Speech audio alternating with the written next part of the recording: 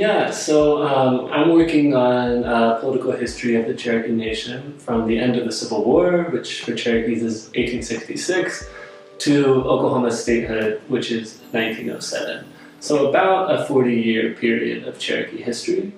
Some of the arguments of the project include the idea that Cherokees planned and managed their own Reconstruction period from 1866 to 1879.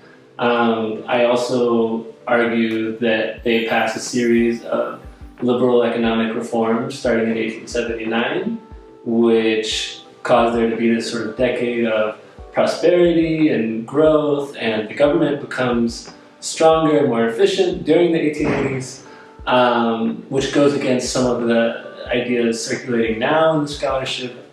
And a third idea of the project is that once we start pushing the periodization of Cherokee Nation building later and later, that an interesting story starts to develop where the process of denationalization in Indian Territory really does not start until 1897, and that even then it takes another year until 1898 for the Five Nations to lose their special status within the United States, months within Hawaiian annexation. And so I sort of see a connection between these stories of denationalizing the Five Nations and some extra-continental imperialist actions that are happening at this time.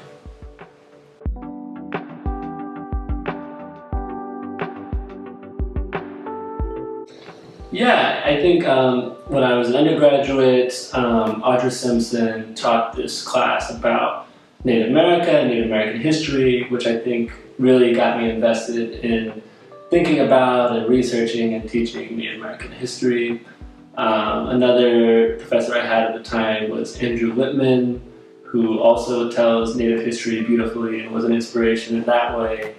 And in graduate school, I took an Introduction to Latin American Historiography course, which introduced me to, indigenous Latin America, which forced me to rethink some of my ideas about Native American history, because it's just a different context, a different history. So I think those are the three first examples I can think of.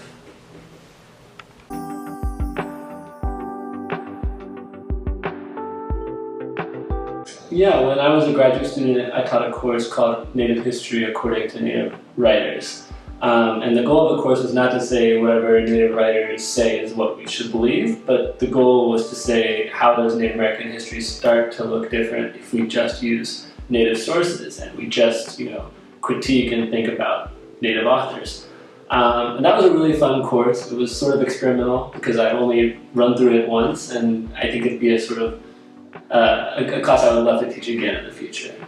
And another class I think I could be excited to teach would be maybe like a Classics of Native American History course, which would sort of look at how we've gotten to the point we are today in Native American history writing.